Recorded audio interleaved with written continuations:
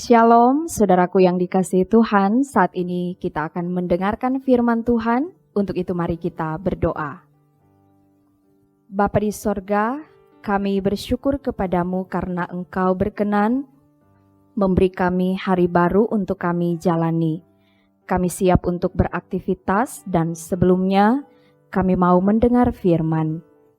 Biarlah firman ini akan selalu meneguhkan iman kami dan menuntun kami untuk melakukan segala sesuatu berdasarkan kehendak Tuhan, sehingga apa yang kami lakukan benar-benar boleh mendatangkan kebaikan dan menjadi berkat. Dalam nama Yesus kami berdoa. Amin. Saudaraku yang dikasihi Tuhan, bacaan hari ini dalam Roma pasal 2 ayat 11. Roma 2 ayat 11 berkata demikian. Sebab Allah tidak memandang bulu. Demikian Roma 2 ayat 11. Saudara-saudaraku yang dikasihi dan diberkati Tuhan, tema renungan harian di hari ini adalah Allah tidak memandang bulu.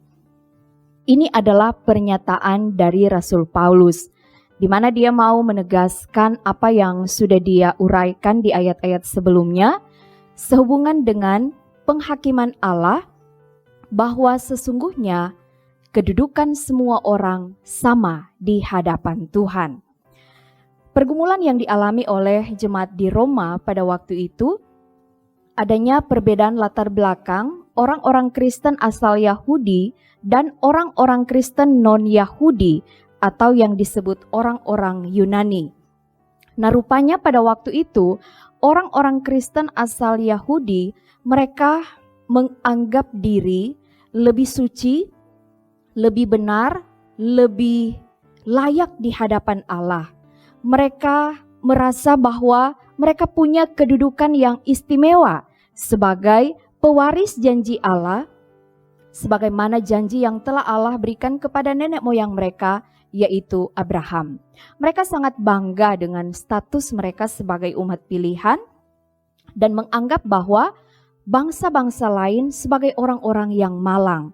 Mereka cenderung berpikir bahwa mereka adalah orang-orang yang sangat dikasihi oleh Tuhan Allah, bahwa Tuhan berpihak kepada mereka sehingga mereka bisa terhindar dari penghukuman. Oleh karena itu di sini kita melihat Rasul Paulus, dia menasehati tapi juga menegaskan bahwa di hadapan Allah semua orang sama. Bahwa penghakiman Allah itu berlaku sama baik terhadap orang-orang Yahudi tapi juga terhadap orang-orang Yunani. Karena Allah nantinya akan menghakimi sesuai dengan standar keadilan atau prinsip keadilan Allah yang sempurna. Sebagaimana Allah menyatakan kasih-Nya kepada semua orang yang mau hidup benar, hidup taat dan setia, maka orang-orang yang melakukan kesalahan dan dosa tidak akan lepas atau tidak akan dibebaskan dari penghukuman. Nah, saudara-saudaraku yang dikasihi dan diberkati Tuhan, Allah tidak memandang bulu. Atau dengan kata lain, Allah tidak memandang orang, Allah tidak memandang muka, atau Allah tidak melihat status sosial, Allah tidak menunjukkan keberpihakannya. Karena sesungguhnya Allah, Dia menghakimi semua orang dengan tolak ukur yang sama. Tidak ada perbedaan satu dengan yang lain. Dan pengadilan Allah itu bersifat adil. Pengadilan dunia bisa dimanipulasi, tetapi pengadilan Allah tidak. Karena pengadilan Allah sekali lagi bersifat adil. Nah, saudara-saudaraku yang dikasihi dan diberkati Tuhan, kita semua sebagai orang yang percaya kepada Tuhan, sebagai orang-orang yang telah hidup di dalam Kristus Yesus, kita meyakini bahwa kita diselamatkan karena anugerah. Kita diampuni, kita dibenarkan, kita dilayakkan di hadapan Allah itu karena kasih karunia. Tidak ada seorang pun yang dapat memegahkan diri. Karena itu ketika kita mau menjalani hari-hari hidup beriman kita, jangan menjadi sombong. Orang bilang, jangan sombong rohani. Menganggap diri lebih suci, lebih benar, lebih layak di hadapan Tuhan. Karena ketika kita berpikir demikian, pada saat yang sama kita dengan mudah akan menghakimi orang lain, menganggap yang lain itu berdosa dan tidak layak di hadapan Tuhan. Dan pemikiran seperti ini bisa membawa kita untuk membenci sesama kita. Tentu hal-hal seperti ini harus dihindari dari persekutuan hidup beriman kita, karena bisa merusak keutuhan persekutuan. Firman ini mengingatkan kita bahwa dalam menjalani kehidupan beriman, mari kita saling menghargai satu dengan yang lain. Saling menegur untuk membangun kehidupan beriman itu adalah hal yang baik. Tetapi jangan sampai kita menghakimi satu dengan yang lain. Karena pada akhirnya semua orang akan menghadap pengadilan Allah. Amin. Mari kita berdoa.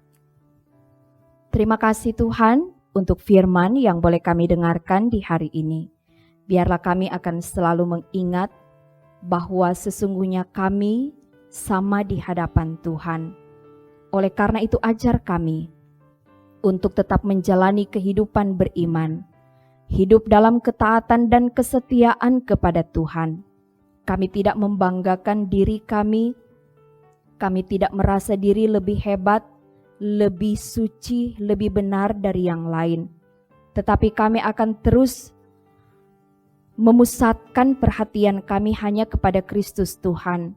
Dalam kesadaran bahwa kami diselamatkan, kami dibenarkan, kami dilayakkan karena kemurahan Tuhan.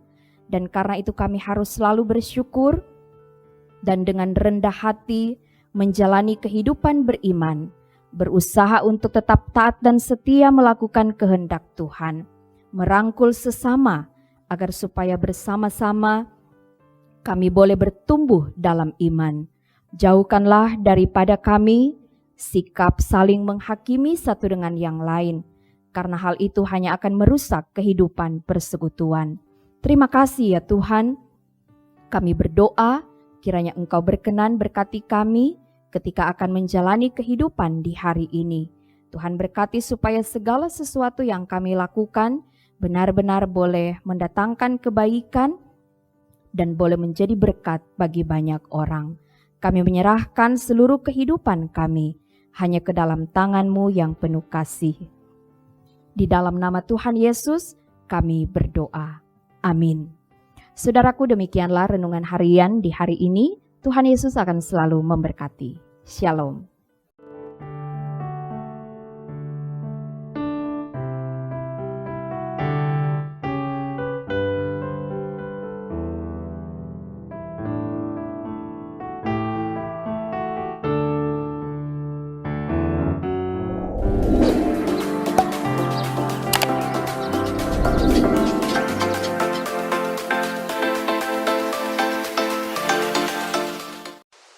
Jangan lupa subscribe channel Demi Bukit Moria Rike.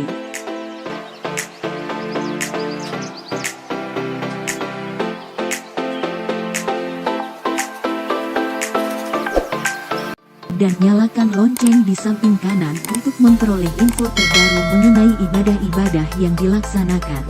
Salam sehat. Tuhan Yesus memberkati kita semua. Shalom.